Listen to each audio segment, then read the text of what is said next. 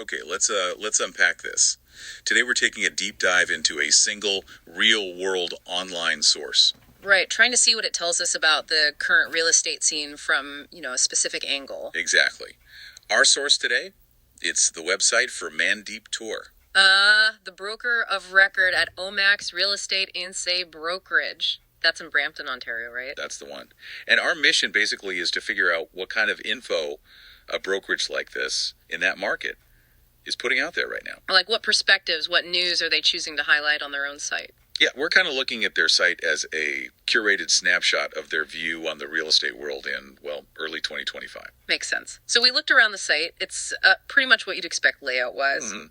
Services for buying, selling, renting. Yeah. Offers that free market evaluation thing. And the property search is clearly zoned in on Brampton, Caledon, and Mississauga. They're turf. Definitely. Plus, you've got the usual tools for visitors, calculators, home value estimators, listing alerts, that kind of stuff. Sure, standard features, but the bits that are, I think, most interesting for our deep dive are the blog posts and the links to external real estate news. Totally agree. That's where you really get a sense of the narratives and information they're pushing, or at least highlighting. Exactly. So, should we start with the blog posts? They often give a more direct perspective. Good idea. Let's see what's on their latest blog post list. Some interesting titles here. Seem quite timely. Okay, what's the most recent one? Looks like March 28th, 2025. Title is The End of Canada's More.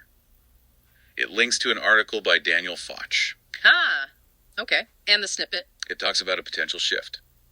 Something that could reshape Canada's housing market. And it flags an action by OSFI specifically. OSFI. Okay, so right off the bat, they're pointing to a regulator as a potential market shaker. Right. And for anyone listening, OSFI is the Office of the Superintendent of Financial Institutions. They set rules for banks, mortgage qualifications. Yeah, their decisions can have huge ripple effects on housing. So highlighting a potential OSFI move suggests they see regulatory changes as a significant factor right now. Absolutely. And then, look, just 8 days before that, March 20th, another post by Daniel Foch. What's that one called? Canadian Real Estate Mark. The snippet says Canada's housing market is finally meeting a storm it can't immediately weather. Cites CREA data for that. Wow. A storm it can't immediately weather. That's pretty strong language. It is, isn't it? And using CREA data adds credibility.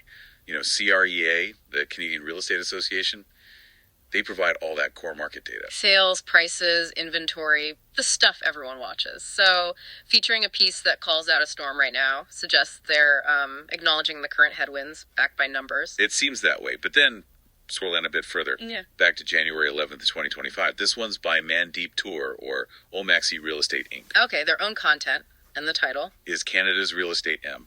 The description for this one, it mentions optimism brewing within the sector as Canada enters 2025. Optimism. Okay, based on what? Explicitly links it to expected lower interest rates. Ah, okay. That is fascinating. So within just a few weeks on their blog, you've got posts acknowledging a current storm based on recent data. Right. And another highlighting optimism brewing based on future expectations, specifically around interest rates. So what's the message there, do you think? It seems kind of mixed. Well, maybe they're trying to walk that line.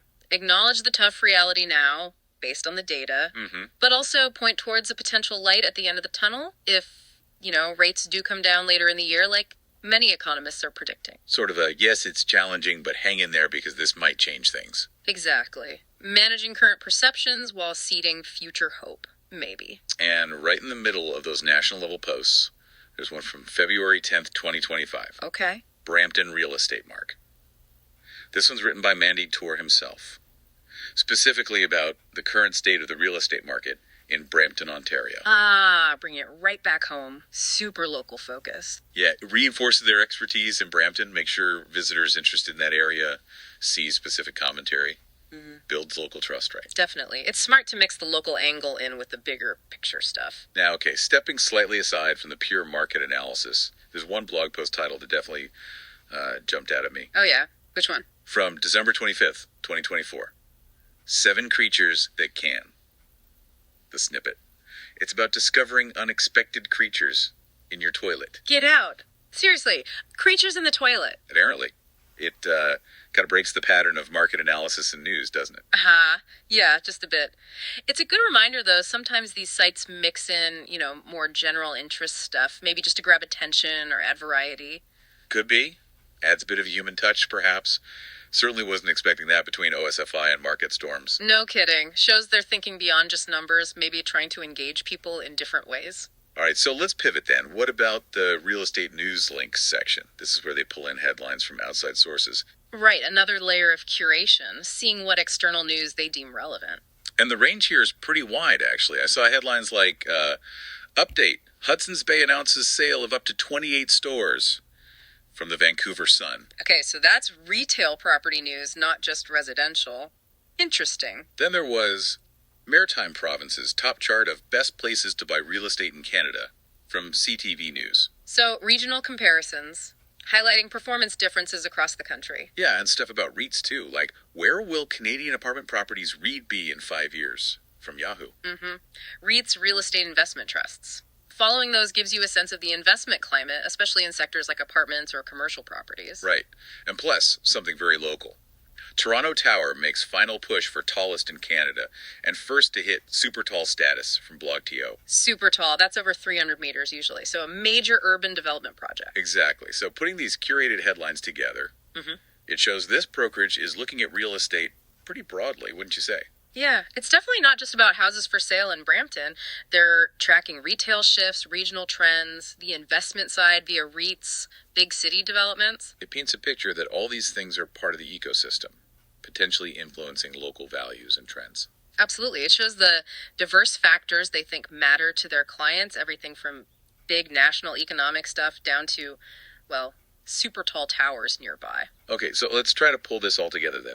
Looking just at what we've seen on this one website, what are the key takeaways? Well, purely from this source, this brokerage in the Brampton area seems to see the Canadian market as going through a storm right now, according to that CREA-linked post. Right, acknowledging current challenges. And they're also flagging potential big impacts from regulators like OSFI. But crucially, they balance that, don't they? They do, with that clear message of optimism brewing for 2025, specifically tied to hopes for lower interest rates. And all the while, making sure to include specific commentary on their home turf, the Brampton market. Exactly. And the external news links, they reinforce this broad awareness tracking commercial property regional markets, investment trusts, major developments. And occasionally toilet creatures. Right. Can't forget those. It just shows the variety, maybe a strategy to inform, reassure, and maybe keep things interesting. So, okay, this brings us to a final thought, something for you, the listener, to chew on. Yeah. Based on looking at just this one source, this curated online view from a specific brokerage focused on Brampton, Caledon, Mississauga. How might their choices highlighting certain national trends like OSFI, CREA data, rate hopes, alongside their local takes, how might that shape the information you'd get as a potential client? And maybe consider how much those expected future events, particularly the idea of lower interest rates, are factoring into the story they're telling people who visit their site right now. Something to think about. How curated information frames perception.